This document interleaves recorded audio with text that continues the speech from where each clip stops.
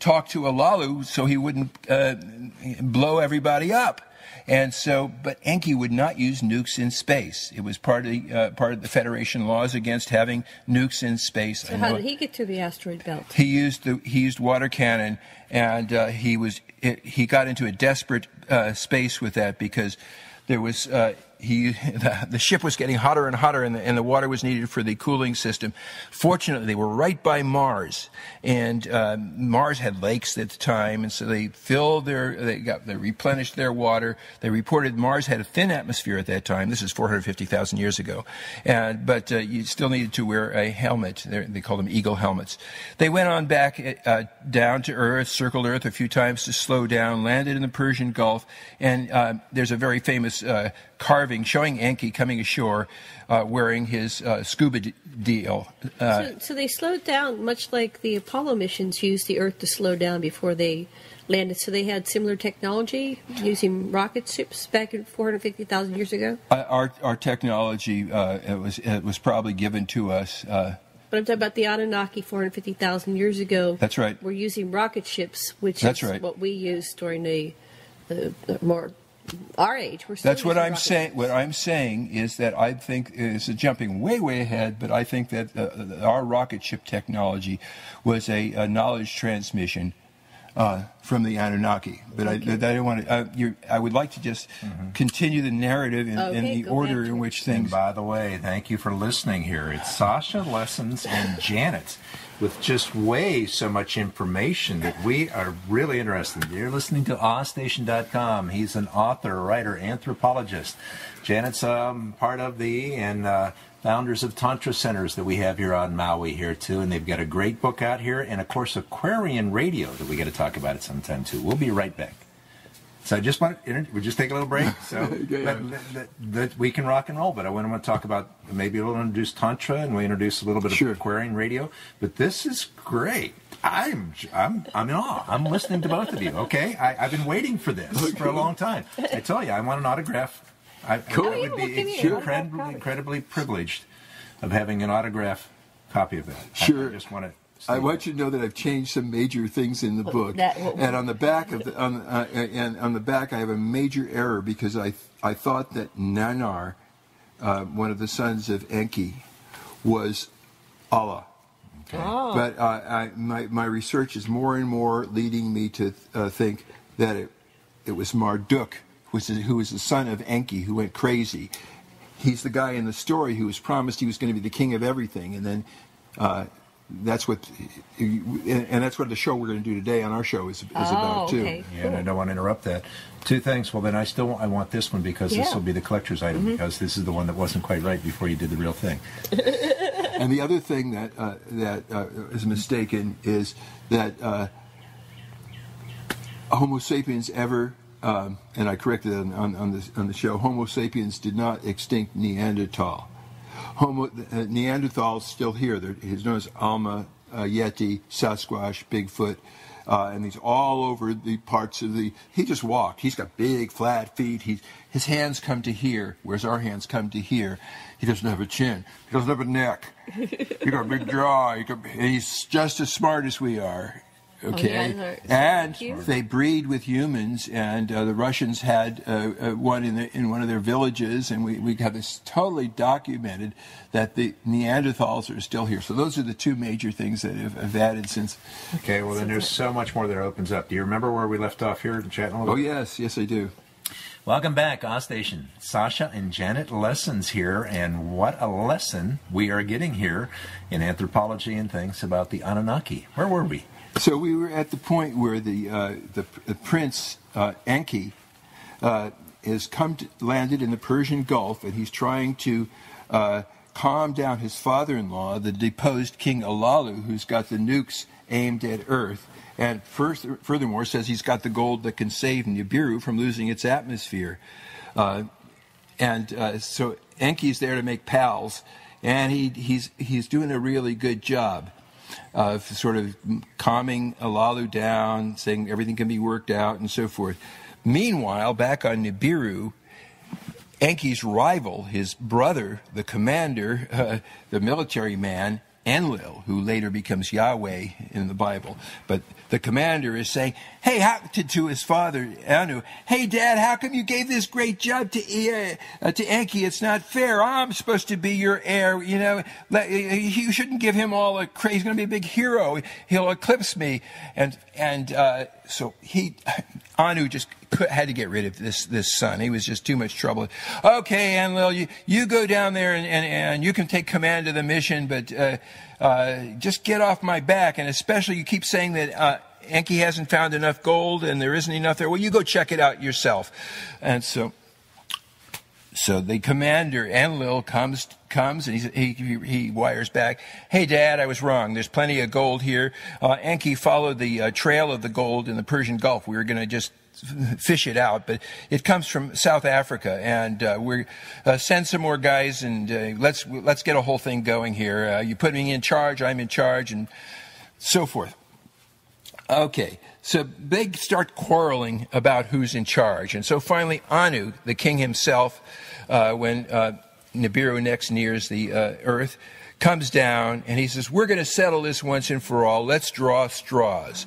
So Enki, Enlil, and Anu, who holds the straws, draw straws. And I think Anu probably fixed it, but I don't have any evidence of that. But anyway, Anu drew, surprise, surprise, king of Nibiru, which is the job he had. But he had established that he was so important to him that this be worked out that he wasn't attached to his kingship. But anyway, he got the kingship. Enki got relegated because he wasn't the real heir in the way Anu figured it. He got relegated to chief of mining operations, science, and the oceans because they had to ship the gold up the east coast of Africa to the Middle East, where they would take it off. And so that was his job. And Enki took the job, but he was under the command, Dad said, of Enlil, who is the commander of the whole operation. Okay, so they built from there. That's where they were going to go. So while this wonderful powwow was taking place between Anu and his two sons, Olalu, the ex-king, jumped up and said, you forgot about me. You said that you were willing to wrestle me again and see who really is king. And so Anu sighed, okay, I could beat you, but come on, big shot. And they had this, tremendous wrestling match, just like the one they had way back on Nibiru when Anu overthrew Olalu. And again, Anu won. He puts his foot on Olalu's chest and said, I won, ha-ha, I'm king of everything. And he takes his foot off. Well, as soon as he does that, Olalu jumps up and bites off Anu's penis. Ow! They wrestled naked. You have to realize this is how they settled wars. Instead of having wars, the two leaders would wrestle, and they wrestled naked. No hidden weapons there. So Enki's, giving first aid to his dad. Commander Enlil subdues Olalu, and so it looks. Anu knows he's not going to die, but he's really, really hurt, and he's saying, okay, Olalu's the next king. I'm not going to just execute him, but let's exile him. I want you to take him to a next gold shipment that goes out, and I'm going back with it because I need real medical help. Put Olalu on Mars. And Anzu, the pilot who had driven Enki to Earth, said, "Look, he's my kinsman. Let me take care of him until he dies. I'll go to Mars with him." So they drop. So Anu flies back, drops off Olalu and Anzu on Mars. In the meantime, Ninmah, the daughter of Anu, when Anu gets back, starts saying, "Dad, you need some medical officers. I'm a really trained doctor. Let me take my girls there and help out with this gold mining expedition. And besides that, I'm in love with both Enki and Enlil. And I did have a kid with the commander, Ninurta, and I longed to be with him. And I was engaged to Enki before you said he had to marry Damkina. So, Dad, please let me go to Earth where the people I love really..." So, okay, get out of here, kid. So Ninmah, she's flying back to Earth. And she's got 50 doctors, female doctors with her. There she goes. You can hear her playing. So, thank you. Right on key, honey. So anyway, she lands on Mars, and Olalu is dead. She revives Anzu. He was almost dead. And she makes, with her crew and the people, the crewmen that were flying these nurses, they make this huge statue. It's the statue that was at Sindona before NASA destroyed it. The statue of Olalu, which shows him with his helmet, his eagle helmet pulled back so you can actually see his face. So the site Sindonia is the, and if the government ever lets you really see what's on Mars, on the part of Mars they don't want you to see, and they haven't bulldozed the thing too efficiently as they seem to do for their cover-up, you'll see that's what the statue is. But she had been ordered by Anu. Nemo had been ordered to leave 20 men to help Anzu and to start Mars base, which was going to be the transshipment base for the gold that they were smelting into ingots down on Earth in Mesopotamia, Iraq now. So anyway, Nimma gets down to Earth, and there's the commander. He's saying, "Baby, I'm so glad to see you. Look, I'm going to make all these 5 different cities, and we'll line up. We'll have a perfect landing thing. It's just such a perfect thing." And so Nimma says, "Oh, Enlil, would you bring our son, Ninurta?" And he says, "Oh, sure, I'd be happy to do that. And I'll build you a great big hospital. You'll really be happy. And now let's make love." Hey, no, that's over, we've had, and so he grabs her, he tries to force her. I mean, she's a powerful woman. No way. She fights him off. And Enki says, "Okay, come with me, Nimma. Let's, come down to Africa where I'm building this huge complex, and we've got a whole bunch of miners here. We got 600 astronauts that are working the mines for us, and come down here." So she goes down, and resumes her love affair with Enki.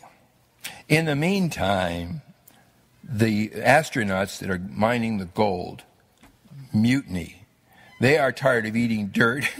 They are scientists, and they're just they're mind slaves. And so Enki sort of secretly organized them, and they create an incident. They stop working. The gold stops coming. Commander Enlil sends his son Ninurta. Ninurta sends for Dad, and the miners surround the commander, and they're threatening him. And Enki comes, "I'll save the day. I know what to do. There's these really smart humans that devolved from earlier species that are here. They attracted my attention. We call them Homo erectus because they were letting the other animals out of the traps. Compassionate animals. You ever hear of such a thing? Anyway, all we have to do is just engineer some of our genes with theirs, and we'll make some mind slaves. And they'll dig the gold for us, and we won't have to get all dirty. We'll make them short term. Just, so they won't live a long time. They won't overthrow us or anything. They'll just be glad to do whatever we ask them to do. And so he and Nimma, well, first of all, Enlil doesn't like this idea. And Ninurta says, "Make machines, not people." Enlil says it's against the law, against Federation law to have slave species. And Enki says, "Well, let's ask Dad what we should do." Well, Anu wires back. "Go ahead. You got to do it to save our planet. We need the gold." So Enki and Nimma, now joined by one of Enki's sons, another son named Ningishita, or Thoth, he becomes, but Ningishita, start doing these genetic experiments, and they come up ultimately with children that they actually put inside Nimma's and other volunteers, women's wombs, and did a whole series of experiments. And finally, Ningishita found out how to make a breeding pair. And then, 300,000 years ago, we start Adam, and his descendants. And these were such good slaves that Ninurta raided and took a whole bunch of them back. And all these, the guys in the gold mining expedition now had